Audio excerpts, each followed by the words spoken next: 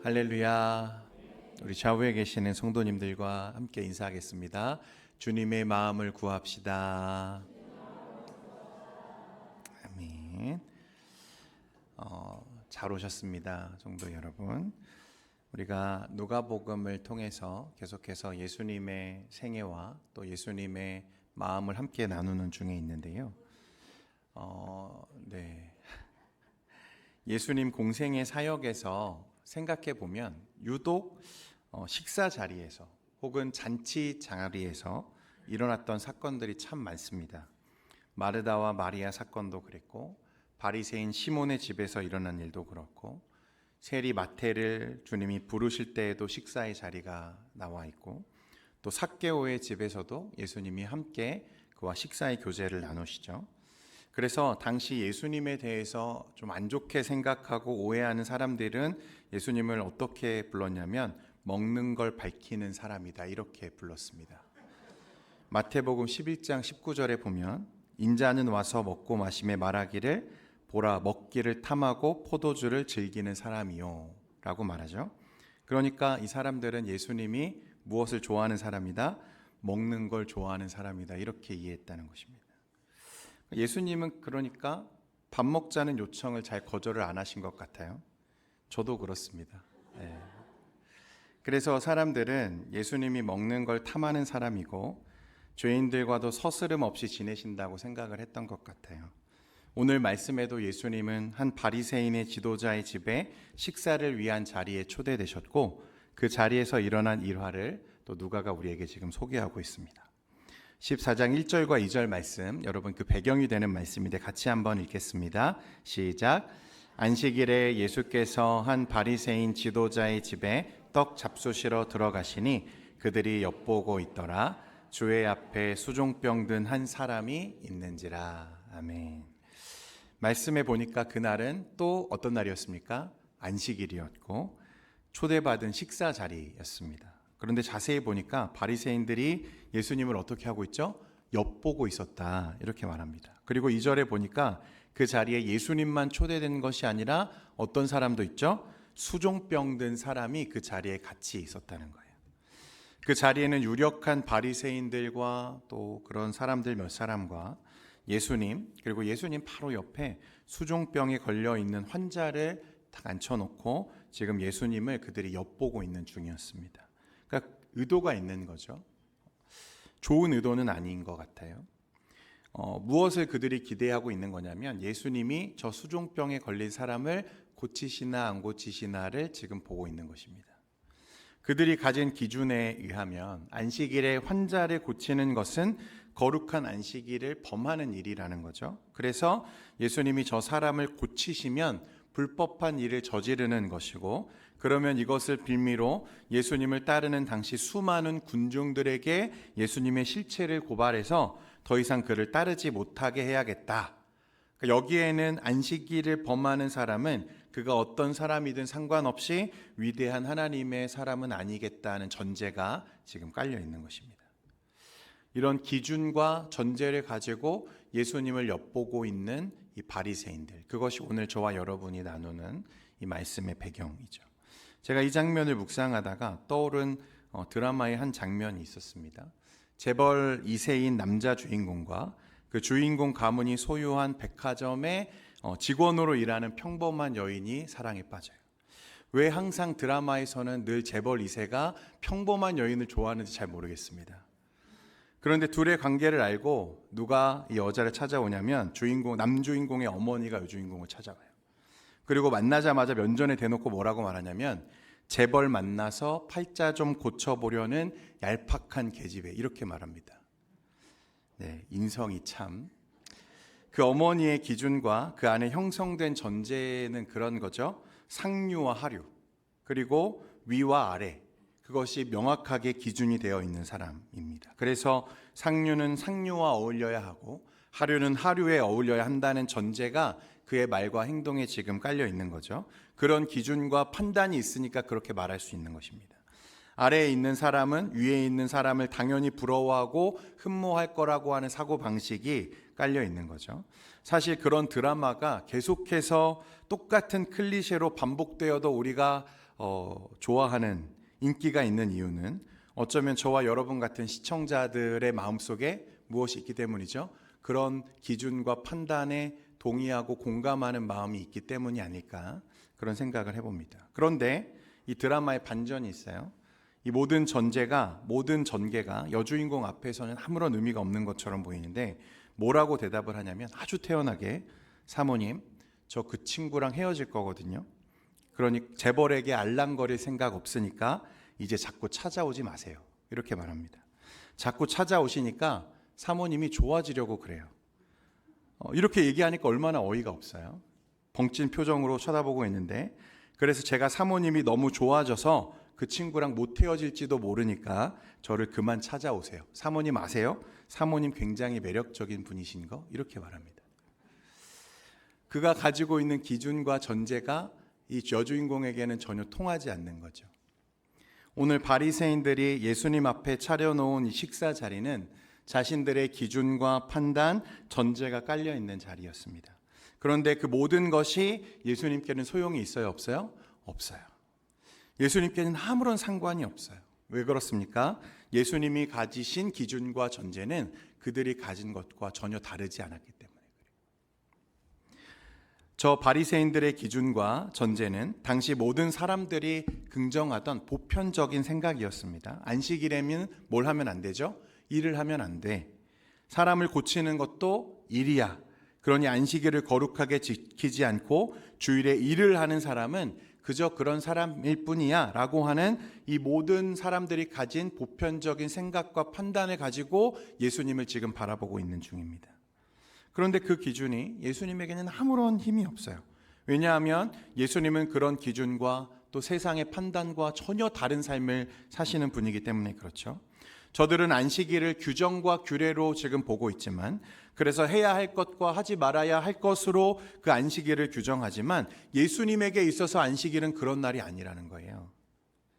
예수님의 관점은 안식일이 규정 따위가 아니라 사람을 살리는 길이냐 아니냐를 주님은 지금 보고 계시는 거죠.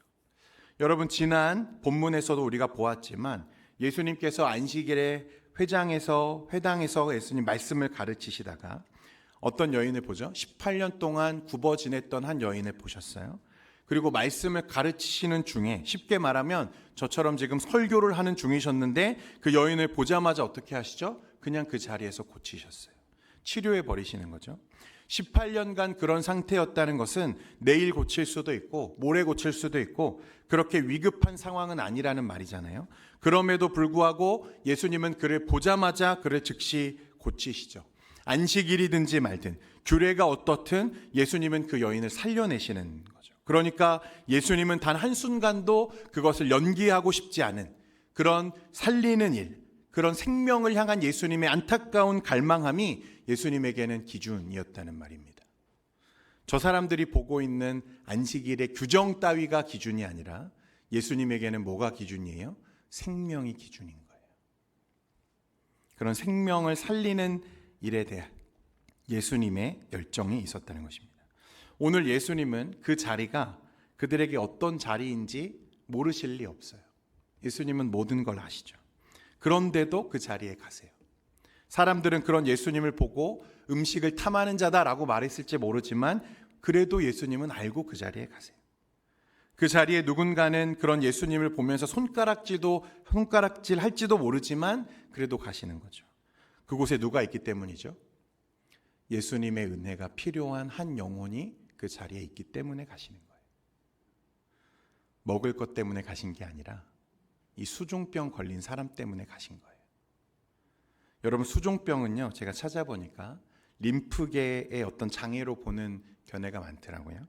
체내에 수분과 전해질이 쌓여서 손과 발이 심하게 붓는 그런 병인 것 같아요. 심하면 잘 걷지 못하고 복부에 물이 차고 정상적인 삶이 불가능한 그런 병이었다는 거죠. 저 바리새인들의 기준과 전제로 보면 이 연약한 수종병 걸린 사람은 자신들의 목적을 이루기 위한 도구쯤으로 여겨지는 이 불쌍한 한 생명이 예수님에게는 그 어떤 사회적인 반대와 인식과 규례를 뛰어넘어서라도 고쳐내고 살려내고 건져내야 하는 한 영혼이라는 거죠. 예수님이 보실 때에는 이 환자는 그냥 하나님의 자녀인 거예요. 하나님의 형상이죠. 치유받고 회복돼야 할 불쌍하기 그지없는 하나님의 사람으로 보이는 것입니다. 기준이 다르죠. 전제가 달라요.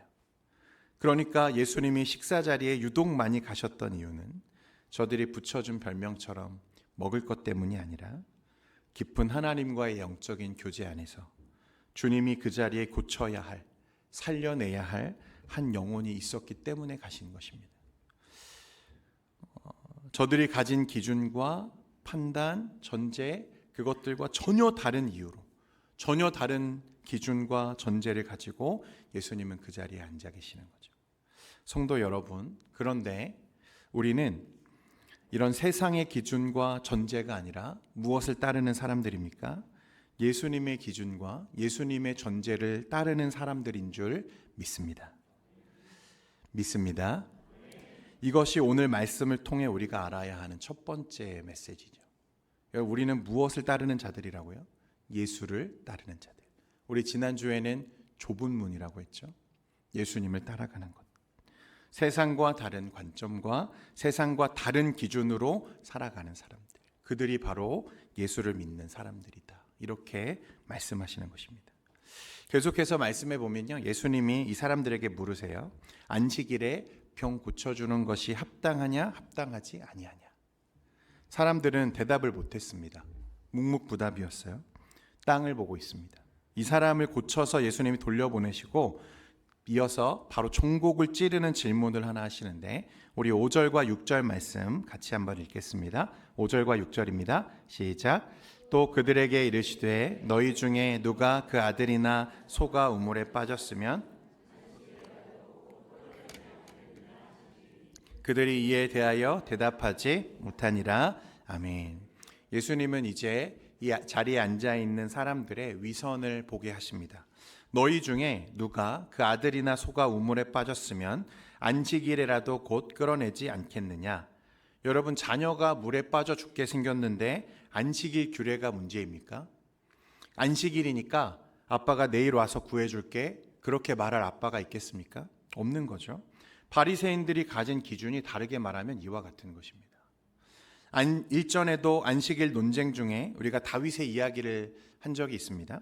다윗이 사울에게 쫓길 때요, 성전에 드려진 제물을 자기 사람들과 나누어 먹은 일이 있었어요. 규례대로라면 위법이죠. 왜냐하면 성전에 드려진 제물은 누구에게만 허용이 됐습니까? 제사장과 그 가문에만 허용이 됐어요. 이 규례대로라면 위법이었어요. 다윗은 하나님의 규례를 어긴 거죠. 그러나 성경 어디에도 다윗이 위법을 행했다, 하나님이 그 일로 다윗을 책망하시는 말씀이 없어요. 여러분, 안식일은 거룩한 날이고 하나님은 이것을 위해서 노동을 금하셨지만 노동을 금하신 이유는 노동 때문이 아니고 누구를 위한 것입니까? 우리를 위한 거죠. 약자들, 위태로운 사람들, 그 안식을 통해 하나님의 회복과 은혜, 살리시는 은혜가 필요한 자들을 위해서 하나님은 안식일을 주셨고 그래서 그 날을 쉬게 하시고 노동을 금하신 거예요. 하나님은 이 안식일을 통해 하나님의 은혜와 회복을 우리에게 선물하시기를 원하셨다는 것입니다. 그러니까 예수님이 지금 이 환자를 고쳐내시는 일은 안식일에 마땅히 하나님이 원하시는 일이고 너희가 너의 자녀를 위해서 마땅하게 그렇게 하는 것과 다르지 않은, 아니 너희가 당연히 마땅히 그렇게 했어야 하는 일을 지금 내가 하고 있는 거야 라고 말씀하시는 거예요. 지금 이 말을 듣고 이 바리새인들은 아무 말도 할 수 없었어요. 꿀먹은 벙어리가 되죠. 완전히 다른 관점, 초점, 다른 본질에 예수님은 집중하고 계시고 그 예수님과 같은 기준을 살아가는 저와 여러분 되기를 소망합니다. 예수님의 시선으로 예수님처럼 살려고 우리가 몸부림친다는 것은 이런 거죠. 그런 사람들을 세상이 감당할 수 없다고 말하는 것입니다. 성도 여러분, 그러니까 저와 여러분의 믿음의 자리는 우리가 바라보는 시선 속에서 우리 안에 형성되어 있는 기준과 우리의 전제들과 관련이 있다는 사실을 기억할 수 있기를 바랍니다. 우리는 어떤 기준으로 세상을 보고 있고 어떤 전제를 가지고 내 옆에 있는 지체들을 판단하고 있는지를 여러분 돌아볼 필요가 있다는 거예요. 우리 주님의 시선은 늘 하나님의 사람들에게 고정되어 있죠. 하나님의 백성, 영혼들, 그들을 살리고 고치시는 일에 예수님의 모든 초점이 집중되어 있었다는 거예요. 그런 주님의 마음을 너희도 품으라고 오늘 말씀 가운데 이야기하시는 것입니다. 사랑하는 성도 여러분, 우리 예수의 마음을 품을 수 있기를 주님의 이름으로 축원드립니다. 이제 말씀에 보면 예수님이 이 이야기를 하시다가 한 예화를 저들에게 들려주시는데요. 이 이야기를 통해서 주님의 시선과 그 방향이 어디를 향해 가고 있는지를 우리가 알게 되는데 8절과 9절 말씀 우리 같이 읽겠습니다. 8절과 9절입니다. 시작. 내가 누구에게나 혼인잔치에 청함을 받았을 때에 높은 자리에 앉지 말라.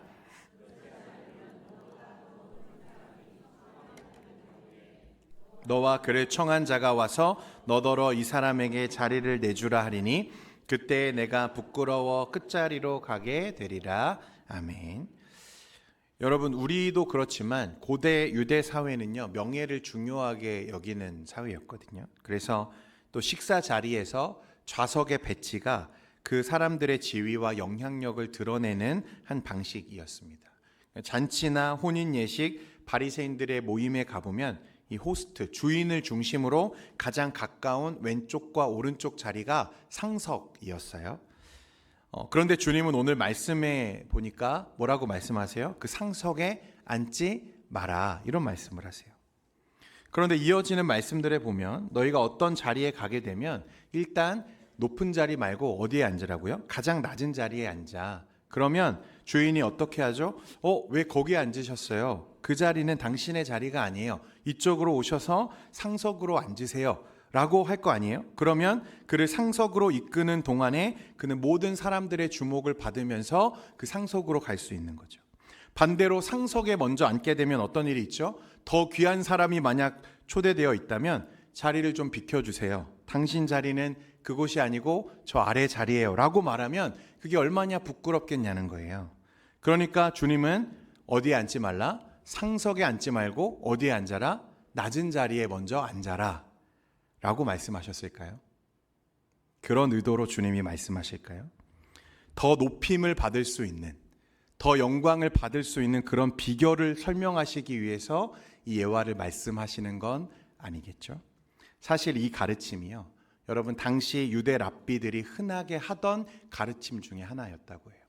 어디에 앉지 마라? 상석에 앉지 말고 낮은 자리에 앉아. 그러면 주인이 너를 더 높은 자리로 올려줄 거 아니야. 그렇게 가르쳤다는 거죠. 예수님도 같은 이유로 우리에게 그런 말씀을 하시는가?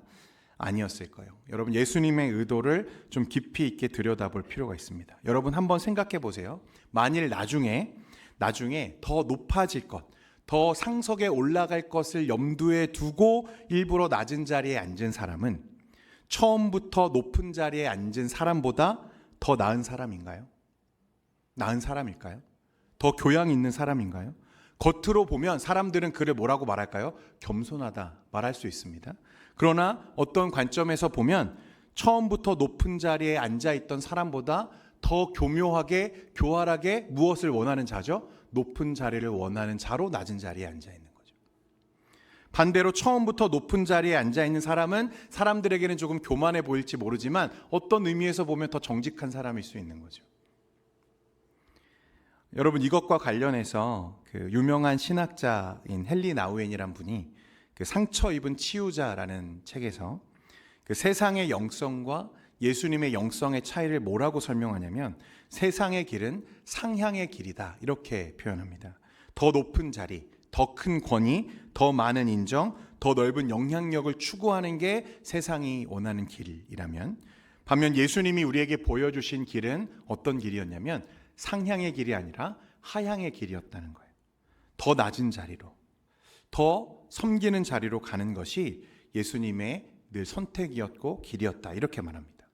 여러분, 바벨탑 사건 기억하시죠? 창세기 11장에 보면 바벨탑 사건이 나오는데 그 사건에 보면 우리의 인간의 본성이 늘 무엇을 향하고 있다는 거죠? 상향, 위를 향하고 있다는 것을 여실히 보여주는 장면이 나와요. 11장에 보면 자, 성과 탑을 쌓아 그 꼭대기를 어디에 닿게 하여? 하늘에 닿게 하여 우리의 이름을 내자라고 하는 말씀이 있어요. 그러니까 사람들은 늘 어디를 향해 있죠? 위를 향해 있어요. 높은 자리, 더 큰 권력, 이런 거죠. 여러분, 사실 본인의 기준이나 전제를 통해서 판단하고 그래서 애초에 상석에 가서 앉은 사람이나 사실 잠시 후에 더 높아지고 존귀하게 될 상황을 염두에 두고 하석에 앉아 있는 사람이나 사실은 모두 어떤 마음이 그 안에 깔려 있는 거죠? 높아짐에 대한 상향의 마음이 그 안에 깔려 있는 건 다르지 않은 거예요. 그러니까 주님은 우리에게 그런 겸손을 떨라고 지금 이 말씀을 하시는 게 아니라는 거예요. 그런 겸손한 행동을 하라는 게 아니라 겸손한 존재가 되라고 말씀하시는 것입니다. 그러니까 상석에 앉지 말라고 하시는 예수님의 말씀은 결국에는 높아질 것을 염두에 두면서 낮아지는 자가 아니라 우리는 본래 높아질 수 없는 높은 사람이 아니고 본래 높은 자리에 앉을 수 없는 자라는 사실을 알기 때문에 낮은 자리에 앉는 자여야 한다는 것을 말하는 거예요. 여러분, 이 차이를 아시겠습니까?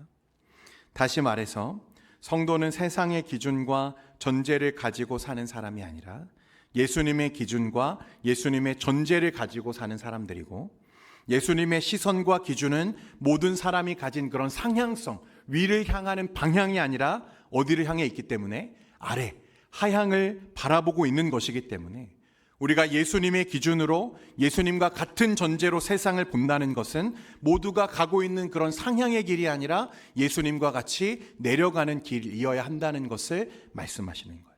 그런 의미에서 어디에 앉지 말라? 상석에 앉지 말라고 우리에게 말씀하신다는 것입니다. 여러분, 생각해 보면 예수님은 가장 높으신 분이시죠. 예수님보다 높은 분이 없으세요. 왕 중의 왕이시죠.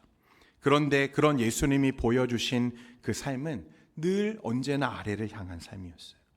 하늘의 보좌를 버리고 이 땅에 내려오시고 사람이 되셨죠.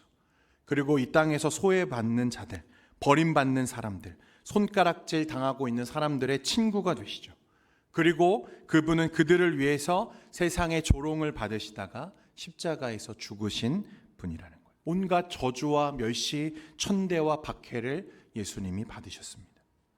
여기 모여있는 모든 사람들은 마음의 상향성, 자신의 기준과 전제를 가지고 세상을 판단하는 상석에 앉아 있다면, 그래서 수종병 들린 환자 정도는 자신의 도구쯤으로 여기는 마음으로 그렇게 바라보고 있는 상황이라면, 예수님은 그런 그들의 마음을 아시면서도 그 한 영혼을 건져내시기 위해서 오늘도 그 자리에 자신의 몸을 던지시는 하향성의 삶을 우리에게 보여주시는 거예요. 내려오시는 거죠. 더 낮아지는 거예요. 오늘 예수님의 시선은 상석에 있는 자들이나 그 자리에 있지 않고 가장 낮은 자리에서 하나님의 은혜를 갈망하는 한 영혼에게 고정되어 있었다는 것입니다. 그게 우리 주님이십니다. 여러분, 우리가 따르고자 하는 예수님의 길이 어떤 것인지 여러분들이 이 말씀을 통해서 깊이 깨닫게 되기를 소망합니다. 본문 12절 말씀에 보면 우리 12절 같이 한번 읽겠습니다. 시작. 또 자기를 청한 자에게 이르시되 내가 점심이나 저녁이나 베풀거든 벗이나 형제나 친척이나 부한 이웃을 청하지 말라. 두렵건대 그 사람들이 너를 도로 청하여 내게 갚음이 될까 하노라. 이제 예수님의 관심이 잔치에 자신을 초청한 사람들에게 향합니다. 그리고 예수님은 그에게 벗이나 형제나 친척이나 누구든지 부한 이웃을, 그러니까 부자들을 초청하지 말라고 말씀하세요. 그럼 누구를 초청하라는 거죠? 갚을 것이 없는 가난한 자들, 연약한 자들을 초청하라고 말씀하세요.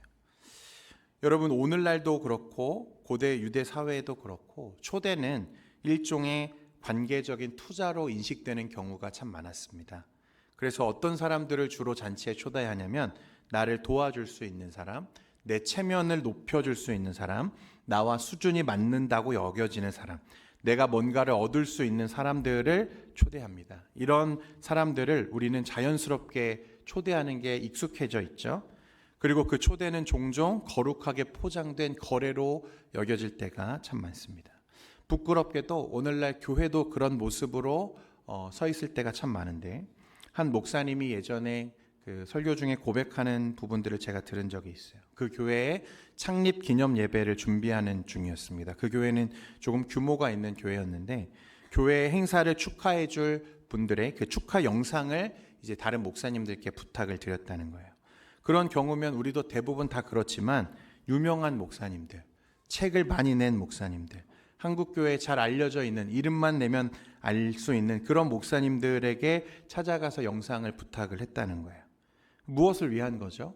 그것을 통해서 나와 우리 교회의 위상을 더 높여보겠다는 계산이 있었다는 거예요. 사실 의뢰 다들 이렇게 합니다. 그런 분들의 축하 영상을 보면서 우리가 어떤 생각을 하는 거죠? 아, 우리 교회는 참 대단한 교회구나. 내가 대단한 교회를 다니고 있구나. 이런 생각을 한다는 거예요. 그러니까 그런 분들에게 축하 영상을 요청한 자신의 모습을 돌아보면서 그 초대의 중심은 주님이 아니라 나였다는 사실을 고백하는 것을 제가 들은 적이 있습니다. 마음의 상향성이죠. 뭔가를 보여주고 싶은 욕망이 우리에게 있다는 것입니다. 그런데 예수님은 오히려 누구를 초대하라고 말씀하세요? 가난한 자들, 갚을 것이 없는 자들을 초대하라고 말씀하시는 거예요. 다시 말하지만 도덕적인 행동을 말하는 게 아닙니다. 진짜 초대는 철저하게 초대받는 대상을 위한 것이어야 한다고 말씀하시는 거예요. 초대를 내 영광을 위해 이용하려는 게 아니라 초대받는 대상을 위해 나를 사용하는 초대가 진정한 초대라고 주님 말씀하시는 거죠. 왜냐하면 주님이 저와 여러분을 그렇게 초대하신 분이시기 때문에 그런 것입니다. 진짜 초대자, 이 잔치의, 하늘 잔치의 유일한 초대자는, 주인은 누구죠? 예수님밖에는 없는 거죠. 왜냐하면 세상 모두는 마음의 높아짐과 상향의 자리를 가지고 자신의 초대를 거룩한 거래로 이용하려고 하는 반면에 예수님은 어떠시죠? 초대받은 자들을 위해서 자기를 내어주시는 분이시죠. 그를 이용하는 것이 아니라, 자기를 높이기 위해 그를 이용하는 것이 아니라 초대받은 자를 위해서 자기를 내어주시는 분이 예수님이시기 때문에 그렇습니다. 우리를 초대하기 위해서 자신을 내어주신 진짜 초대자. 여러분, 우리는 지금 그 예수님의 초청을 받은 거예요. 어떤 자리로 초청을 받았습니까? 낮은 자리로, 아래를 향하는 삶으로. 세상은 모두 높아지는 자리를 바라고 올라가지만 예수님은 어디로 오라고 하세요? 낮은 곳으로 저와 여러분을 오라고 말씀하시는 거예요. 사랑하는 성도 여러분, 그 길을 가실 수 있으시겠습니까? 여러분, 그렇다면 상향, 우리의 마음속에 있는 이 상향성의 마음을 여러분 덜어낼 수 있기를 소망합니다. 위를 향하는 것이 아니라 아래를 향하는 것이 예수 믿는 사람들의 바른 마음인 거죠. 더 낮은 자리로, 더 섬기는 자리로, 그런 자리로 내려오라고 주님 우리를 초청하고 계십니다. 그런데 그렇게 하면 주님이 어떻게 하신다는 거예요? 낮아지는 자는 높아지리라. 누가 우리를 높이세요? 주님이 우리를 높이신다고 말씀하세요. 주 안에 사랑하는 성도 여러분, 오늘 이 복음의 자리가 우리의 마음과 믿음의 자리 가운데 회복되는 은혜가 있기를 소망합니다. 빌립보서 2장에 보면 그러므로 그리스도 안에 무슨 권면이나 사랑의 무슨 위로나 성령의 무슨 교제나 긍휼이나 자비가 있거든 마음을 같이하여 같은 사랑을 가지고 뜻을 합하며 한 마음을 품어 아무 일에든지 다툼이나 허영으로 하지 말고 오직 겸손한 마음으로 각각 자기보다 남을 낮게 여기고 각각 자기 일을 돌볼 뿐더러 또한 각각 다른 사람들의 일을 돌보아 나의 기쁨을 충만하게 하라. 그리고 나서 주님이 뭐라고 말씀하시냐면 5절입니다. 5절 같이 읽겠습니다. 시작. 너희 안에 이 마음을 품으라. 곧 그리스도 예수의 마음이니. 할렐루야. 이 예수의 마음을 품는 저와 여러분 되기를 주님의 이름으로 축원드립니다. 이 시간에 여러분 좀 믿음의 자리에서 결단하는 시간이 되기를 원합니다. 여러분, 예수 믿는 것은 좁은 문으로 들어가는 것입니다. 넓은 길을 포기하는 것입니다. 예수를 믿는 것은 남들이 다 가고자 하는 그 상향성의 길이 아니라 아래로 내려가는 길을 사는 것입니다. 내 가정에서 내 남편을, 내 자녀를, 내 직장에서 내 동료들을, 내 지체들을 더 섬기고 사랑하는 자리로 내려오라고 말씀하십니다. 주님의 시선과 기준은 늘 사람에게 고정되어 있고 하나님이 바라보시는 그 영혼에게 붙잡혀 있었습니다. 그를 살려내는 곳, 그가 필요한 곳이라면 예수님은 불길이라도 마다하지 않고 달려가시는 그런 분이셨습니다. 여러분, 그런데 우리는 어디에 앉아 있습니까? 늘 상석에 앉기를 바라고 상석에 앉지 않았더라도 상석에 올라가기를 바라는 마음으로 낮은 자리에 앉아서 남을 판단하고 남을 기준 세워서 그렇게 바라보고 있는 우리의 완악하고 교만한 마음을 주님 보라고 말씀하십니다.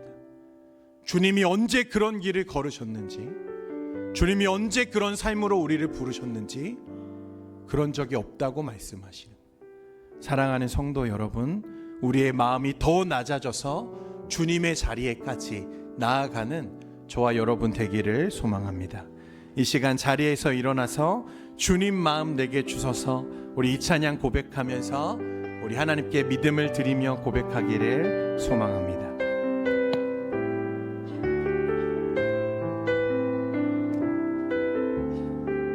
보소서 주님, 보소서 주님, 나의 마음을 선한 것 하나 없습니다. 그러나 내 모든 것 주께 드립니다. 사랑으로 안으시고 날 새롭게 하소서. 보소서 주님, 나의 마음을 선한 것 하나 없습니다. 그러나 내 모든 것 주께 드립니다.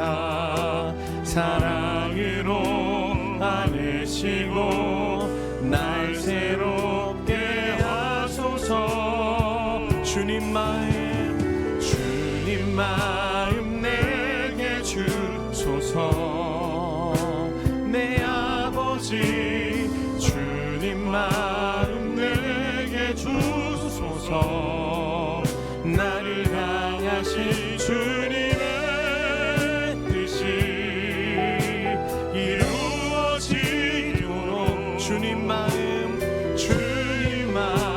내게 우리 한 번 더 주님 마음 내게 주소서. 주님 마음 내게 주소서. 내 아버지, 주님 마음 내게 주소서. 나를 향하신 주님의 뜻이 이루어지도록 주님 마음 내게 주소서. 내게 사랑을 가르치소서. 내게 사랑을 가르치소서. 당신의 마음으로 용서하게 하소서. 주의 성령 내게 채우사 주의 길 가게 하소서. 주님, 당신 마음 우리 소리 높여서 찬양하기 원합니다. 주님 마음 내게 주소서. 내 아버지, 주님 마음 내게 주소서. 나를 향하신 주님의 뜻이 이루어지도록 주님 마음 내 우리 한 번 더 찬양합니다. 주님 마음 내게 주소서. 주님 마음 내게 주소서. 내 아버지, 주님 마음 내게 주소서. 나를 향하신 주님의 뜻이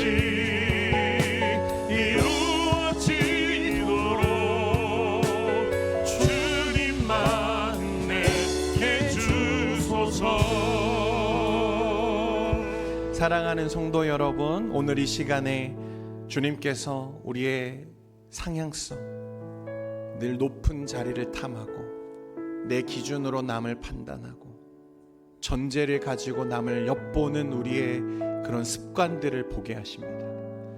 우리 주님은 낮은 곳으로 저와 여러분을 위해서 낮고 천한 이 땅에 오셨고 우리를 위해 십자가에 죽어주셨습니다. 늘 주님의 시선은 낮은 자들에게 있었고, 그래서 가난하고 헐벗은 자들을 위해서 불길도 마다하지 않으신 우리 주님이셨습니다. 주님은 우리를 좁은 문으로 가라 하셨고 오늘 또한 낮은 자리로 오라고 초청하십니다.